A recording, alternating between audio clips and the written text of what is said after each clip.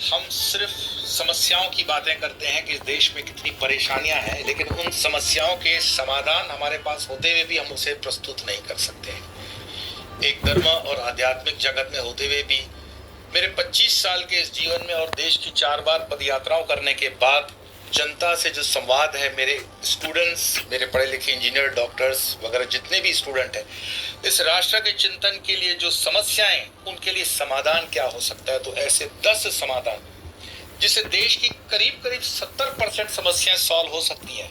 मैं ये नहीं कह रहा हूं कि जो मैं कह रहा हूं वो देश में मैं पहली बार कह रहा हूं या कुछ नया कह रहा हूं। ये सब आम जनता को पता है, ये आम जनता के ही सुझाव हैं।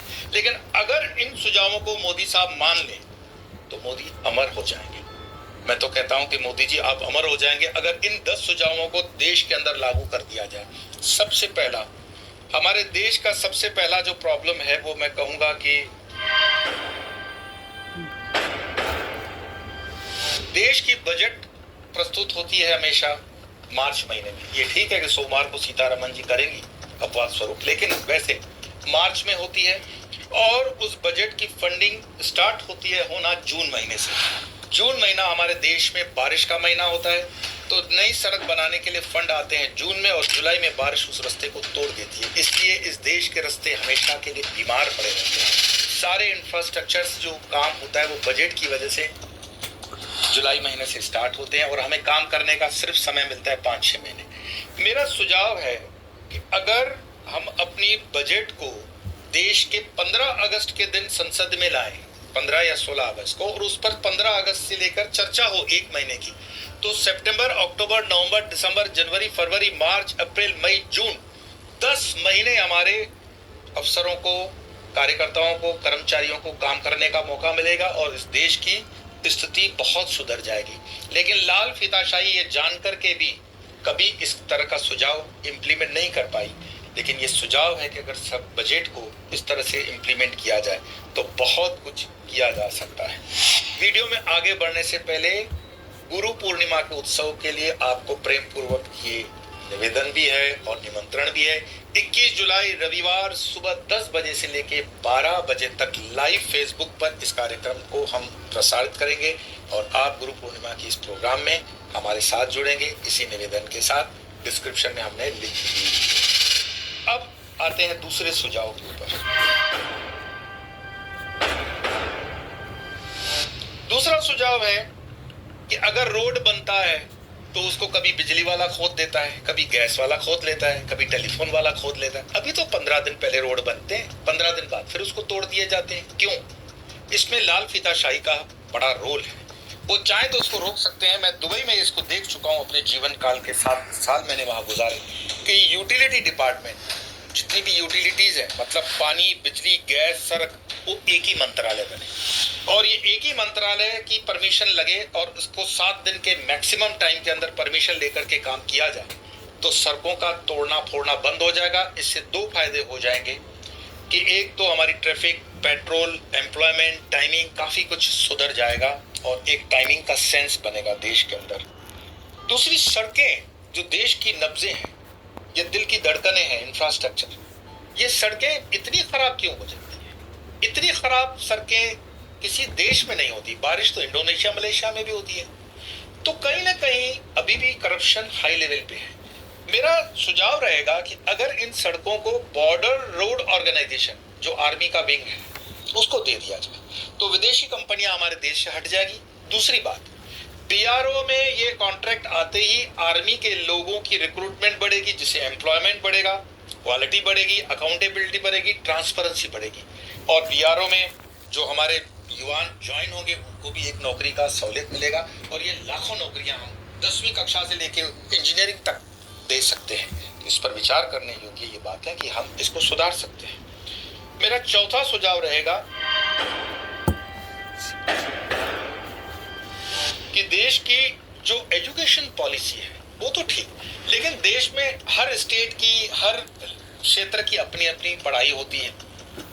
क्या हम जो केंद्रीय सिलेबस की बात करते हैं, राष्ट्रीय सिलेबस की बात करते हैं, ये पढ़ाई लिखाई भी अगर जिस तरह के आर्मी सेंट्रल स्कूल्स होते हैं जिनके लिए एडमिशन लेने के लिए हमें बहुत चाहत होती है कि हमारा बच्चा आर्मी सेंट्रल स्कूल में पढ़े, तो क्या एजुकेशन आर्मी के हाथ में दे देनी चाहिए? जैसे मैंने रोड्स की बात की, आर्मी के हाथ में देते ही स्कूल्स डिसिप्लिन में आ जाएंगे, टाइमिंग सेंस होगा, बायोमेट्रिकल अटेंडेंस जैसे जिस पर विवाद हुआ नहीं होना चाहिए था वो चीजें हो जाएगी, टाइमिंग सेंस आ जाएगा, एक राष्ट्रीय सिलेबस हो जाएगा। और सबसे बड़ी बात, ये जो बेरोजगारी का रोना रोते हैं हमारे लोग, वो काफी कुछ हम गांव गांव तक इन चीजों को निकाल सकते हैं। और आर्मी का डिसिप्लिन हम जानते हैं कि इस संस्था पे हमारा पूरा भरोसा और श्रद्धा है। देश की एकमात्र डिफेंस की रक्षा ही एक ऐसा विभाग है जहां पर अभी भी जनता जनार्दन का विश्वास है। तो आर्मी के अंदर अगर ये स्कूल्स दे दिए जाए, और स्कूल कहां से आएंगे? क्योंकि हिंदुस्तान के अंदर जितने भी प्राइवेट स्कूल है वो ट्रस्ट के अंतर्गत आते हैं, तो सारे ट्रस्टों को राष्ट्रीयकृत किया जाए और इन स्कूलों को आर्मी के हवाले कर दिया जाए, तो हमारी क्वालिटी ऑफ एजुकेशन बढ़ेगा और हमारे देश की एम्प्लॉयमेंट भी इसमें बढ़ेगी। अब मैं आता हूं 5वें सुझाव पर, स्वास्थ्य की। हम माँ कार्ड देते हैं, फला कार्ड देते हैं, स्टेट अपनी तरफ से देता है, मोहल्ला क्लिनिक होता है, करोड़ों अब्जों रुपया टैक्स पेयर का पानी की तरह बहता है, लोग दवाइयां मुफ्त की दे के कचरे में भी डाल देते, कोई पूछने वाला नहीं। स्वास्थ्य विभाग को भी आर्मी को ही दे देना चाहिए, ताकि जो प्राइवेट अस्पतालों के अंदर ये बिना वजह के बिल्स बन रहे हैं सरकारी खर्चे पर, टैक्स पेयर के खर्चे पर, उन पे अंकुश लाया जा सके। और आर्मी के अंदर वापस से मैं कहूँगा डिसिप्लिन आएगा, ट्रांसपेरेंसी आएगी, अकाउंटेबिलिटी आएगी और एम्प्लॉयमेंट बहुत ज़बरदस्त इससे जनरेट होगी और हमें पता पड़ेगा कि कहाँ टैक्स चोरी हो रही है, कहाँ क्या हो रहा है। छठवां मुद्दा सेंसिटिव है लेकिन इसको हैंडल किया जा सकता है। मैं आरक्षण के खिलाफ नहीं हूं, लेकिन इस देश का आरक्षण आर्थिक आधार पर होना चाहिए, क्योंकि 75 साल के अंदर मैं वनवासी क्षेत्र में काम करता हूं, मुझे पता है आज भी वनवासी क्षेत्र 75 साल में कोई विकास नहीं कर पाया है विशेष, जितना उसको करना चाहिए। क्यों? क्योंकि क्रीमी लेयर के लोग जब ऊपर पहुंच जाते हैं वो कभी भी वो आरक्षण नीचे आने नहीं देते। तो जैसे हर अकाउंट में अपने आप सब्सिडी पहुंचती है, किसानों के पास उनकी कीमत पहुंच जाती है सरकारी सब्सिडी की, उसी आधार पर आर्थिक आरक्षण में हर बच्चे की पढ़ाई जिस स्कूल में वो पढ़ना चाहे उसको सरकार उसके अकाउंट में सब्सिडी दे दे। फूड सब्सिडी भी डायरेक्ट अकाउंट में हो और कोई भी सब्सिडी आर्थिक स्तर पर उसके अकाउंट में जानी चाहिए, जिससे ट्रांसपेरेंसी रहेगी, अकाउंटेबिलिटी रहेगी। तो ये आरक्षण हो बिना किसी कास्ट, क्रीड एंड रिलीजन को ध्यान में रखते हुए, लेकिन वो आर्थिक स्तर पे होने चाहिए। तो इस देश में मेरिटोक्रेसी बढ़ेगी, क्वालिटी ऑफ एजुकेशन अच्छा होगा और क्वालिटी ऑफ एजुकेशन से सही डॉक्टर भी आ जाएंगे, सही वकील भी आ जाएंगे, सही इंजीनियर भी आ जाएंगे और जिनको पढ़ना है उनको आर्थिक मदद भी मिलती जाएगी। मेरा 7वां सुझाव रहेगा, ये जो जीएसटी टैक्स लगता है, ये जीएसटी टैक्स बहुत ही प्रोपोर्शनेट नहीं है। कभी कभी मैं देखता हूं दवाई के डिब्बी पे 400 रुपया प्रिंट होता है, उसको वो बार्गेनिंग करके दुकानदार 200 में भी दे देता है। तो हम जिस जीएसटी को कलेक्ट कर रहे हैं उस जीएसटी को कंपलसरी मैन्युफैक्चरिंग एंड पे अगर हम वसूल कर लें तो कभी भी कस्टमर को, कंज्यूमर को चीट नहीं कर पाएगा दुकानदार। जो प्राइस प्रिंटेड होगी वो मानी जाएगी फिक्स, और जीएसटी में कोई भी गड़बड़ घोटाला नहीं होगा क्योंकि मैन्युफैक्चरिंग एंड से हो गई। सर्विसेज के दौरान भी जिस पर जीएसटी लगती है वो स्लैब एक इंटरनेशनल लेवल पे होना चाहिए, 7.5% से जीएसटी ज्यादा नहीं होती है कहीं भी, और एक बार जीएसटी देने के बाद फिर दूसरे टैक्स नहीं होते, इनकम टैक्स वगैरह ये एडिशनल है। तो भारत का वो करदाता जो ईमानदारी से अपनी टैक्स चुका रहा है वो तो टैक्स चुकाता जा रहा है, लेकिन जिनको सब्सिडी मिल रही है, जिनको मुफ्त की चीजें दे रहे हैं हम, वो तो लेते रहे, वो तो ना बोलने वाले नहीं है। तो कम से कम ईमानदार करदाता को फायदा हो, ईमानदार करदाता का वो जो कर अदा कर रहा है वो राष्ट्र के उत्थान में जाए। तो जीएसटी का स्लैब लगने के बाद दूसरी कोई टैक्स बनती नहीं है, और उसमें भी इनकम टैक्स का जो स्लैब होगा वो हायर एंड पे जाएगा, 10 लाख के ऊपर, न कि उसके नीचे। सरकार अगर इस पर ध्यान दे तो हमारे लोगों के रहने खाने का जो स्टैंडर्ड है वो अपने आप ऊंचा आ जाएगा। मेरा 8वां सुझाव रहेगा कि हर मैन्युफैक्चरिंग एंड सेलिंग का profit making margin maximum slab तैयार कर लिया जाए कि उससे ज्यादा आप प्रॉफिट नहीं ले सकते।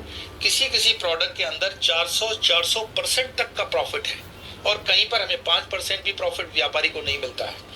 तो मेरा मानना है, मैंने कई सीए से भी बात कर ली कि भाई क्या एक जिसको कहते हैं ना रिस्पेक्टेबल प्रॉफिट माना जाए, तो मान लीजिए 15% हम मैक्सिमम प्रॉफिट, नेट प्रॉफिट 15% को एथिकल प्रॉफिट माने, जिसको कहेंगे 15% ठीक है, मैक्सिमम उसको 17-18 तक।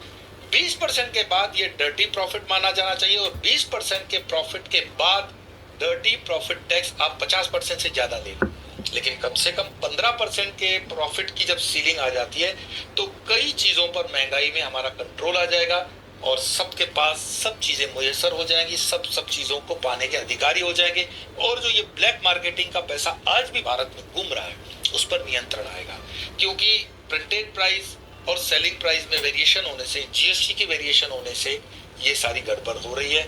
मुझे लगता है ये चीजें आईएएस लॉबी जानती होगी, बट जानबूझकर ये गलती हो रही है या अनजाने में हो रही है, ये तो संसद खूब जानती होगी। हमारा काम है समाधान देना। समाधान देना मतलब ये है कि भारत सरकार 75 वर्षों से गरीब जनता को रिजर्वेशंस के नाम पर, सब्सिडी के नाम पर तालाब से मछली पकड़ पकड़ के खिला रही है। सॉल्यूशन ये नहीं है कि आप भूखे को मछली पकड़ के खिलाओ। ये एग्जाम्पल है, मुझे पता है श्रावण मास है, मछली नहीं खानी है, पर ये एग्जाम्पल है कि मछली कब तक पकड़ के खिलाओगे। रादर उसको पकड़ना ही सिखा दिया जाए, उसको व्यापार करना सिखा दिया जाए, उसको खेती करना सिखा दिया जाए, तो मछली पकड़ने की सब्सिडी आती ही नहीं। कितने सालों तक दुनिया के किसी देश में इतनी फूड सब्सिडी नहीं जाती, इतनी हेल्थ सब्सिडी नहीं जाती। हम अपने हार्ड अर्न मनी को जो दे रहे हैं उसके लिए अगर सही तरीके से उसको दिया जाए तो उसका लाभ सही लोगों को पहुंचेगा, क्योंकि इसका दुरुपयोग लेने वाले लोग भी लाखों में हैं। उनकी जांच की जा सकती है और होगी तो वो पकड़े भी जाएंगे। इसमें एक और सुझाव देना चाहूंगा मैं, 9वां सुझाव है, देश के अंदर जो क्राइम रेट है, अपराध है, उसको कम किया जा सकता है, बशर्ते 75 साल के इस देश के अंदर आप एक संसद के अंदर व्हाइट पेपर प्रस्तुत करें कि कितने आईओ मतलब जांच अधिकारी, जिन्होंने केस की जांच की और उसके वो आईओ बने, और जिनको अदालतों ने गलत साबित किया, बाज़त बरी हो गए, तो क्या उसके आईओ के ऊपर कार्रवाई हुई है? क्या उस आईओ को कोई सजा हुई है? जो संसाधन सरकार के या मानव संसाधन जिनका मिसयूज हुआ उसके लिए उसको जवाबदार ठहराते हुए उस पर कोई दंड हुआ है, उसको सजा हुई है? अगर ये संशोधन हो जाए कि हर इन्वेस्टिगेशन ऑफिसर को अकाउंटेबल होना है और ट्रांसपेरेंसी के साथ जुडिशरी उसको पेनल्टी करे, उसकी नौकरी से बर्खास्त करने के साथ साथ उसको आर्थिक दंड भी लगाए, तो मुझे लगता है कि गलत के केस बनना बंद हो जाएंगे। साथ साथ में जुडिशरी भी यहाँ पर अकाउंटेबल हो, ट्रांसपेरेंट हो, तो देश में अपराध अपने आप कम होने लगेंगे। और दूसरी बात इसमें मैं मानता हूं कि जेल रिफॉर्म्स की सख्त जरूरत है, क्योंकि देश के अंदर जो क्राइम है वो जेलों के द्वारा नियंत्रित होता है। जेलों में जितना क्राइम इंडस्ट्री बनती है, फैक्ट्रियां बनती है, ये जेलों के अंदर लगी हुई है। जेल मैनुअल ब्रिटिश टाइम के अंदर है। ये जेल मैनुअल भारत के वर्तमान परिस्थितियों के अनुसार एक यूनिफाइड तरीके से होने चाहिए, राष्ट्रीय लेवल पे होने चाहिए, और इसमें जितना हो सके सीसीटीवी टेक्नोलॉजी का उपयोग होना चाहिए। अदालतों में भी सीसीटीवी वगैरह का उपयोग करना जरूरी बन जाता है। मेरा अंतिम 10वां सुझाव रहेगा पर्यावरण को लेकर के भी, कि पर्यावरण को हम रोते रहते हैं कि ग्लोबल वार्मिंग है, ये है। इसका सिंपल एक सॉल्यूशन ये हो सकता है कि आपका घर की एरिया कितनी भी हो, कंपलसरी उस एरिया का 2% जमीन खुला रखना है, और उस 2% की जमीन में बारिश का सारा पानी बोर करते रिचार्ज करना कंपलसरी कर दिया जाए। वो छोटा घर 100 मीटर का हो, चाहे वो बंगला 1000 मीटर का हो, चाहे सोसाइटी 10,000 मीटर की हो, या फिर वो पूरा का पूरा कैंपस ही क्यों ना हो, 2% लैंड कंपलसरी पानी के रिचार्ज के लिए, और 1-8% एडिशनल उसको प्लांटेशन के लिए भी हम रिजर्व करवा सकते हैं, और उसको उसका रिलीफ भी मिले, रिबेट भी मिले। साथ साथ में जो ये सरकार कह रही है कि हम बिजली को सब्सिडी दे करके सोलार दें, सोलार पैनल लगाएं, मैं कहता हूं 3 किलोवाट का सोलार पैनल पूरे देश के लोगों को फ्री कर दिया जाए। इससे 2 फायदे होंगे।